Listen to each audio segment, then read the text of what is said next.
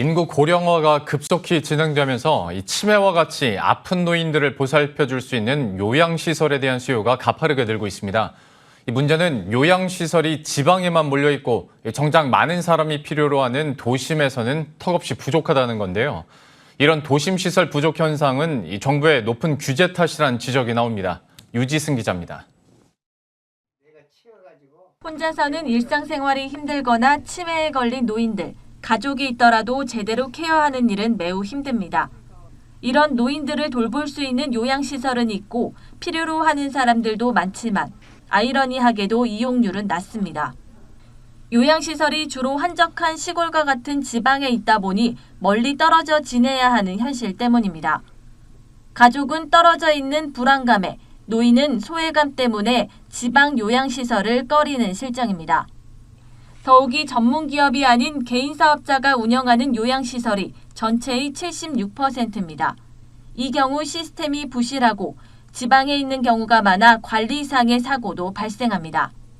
수요가 큰 도심 요양시설 사업에는 업무 관련성이 높은 보험사들이 관심을 보이고 있습니다.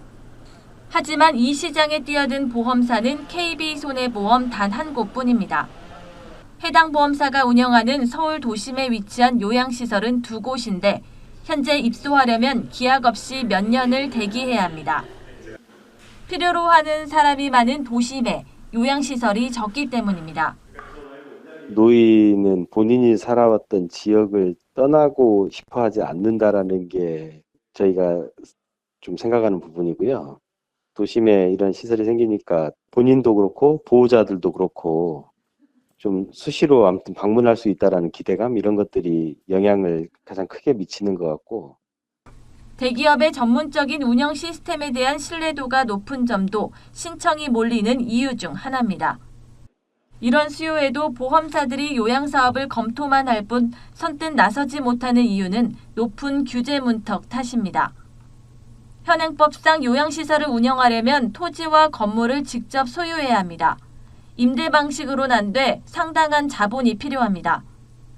정부는 과거 역량이 안 되는 업체들이 운영하는 요양시설이 난립하는 문제가 제기됨에 따라 운영 자격 기준을 높였습니다. 하지만 그 결과 사람들이 필요로 하지만 부지가 비싸 확보가 어려운 서울 도심의 요양시설이 부족한 현상을 낳았습니다.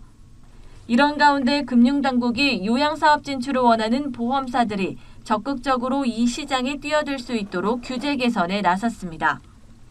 현 토지와 건물 소유 규제를 완화해 건물 임대만으로도 보험사가 요양시설을 운영할 수 있도록 하는 방안을 추진합니다. 보험사 관계자는 임대 방식으로 시설 운영이 가능해진다면 도심 요양시설 사업 진출을 적극 검토할 수 있을 것이라고 전했습니다.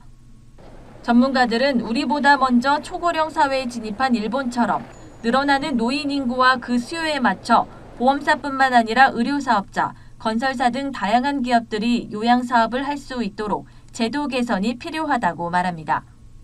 사람들이 필요로 하는 도심에서는 찾아보기 힘든 요양시설. 가족과 함께 있고 싶은 노인들이 시골로 내몰리는 일이 없도록 정부의 현명한 규제 개선이 필요해 보입니다. 머니투데이 방송 유지승입니다.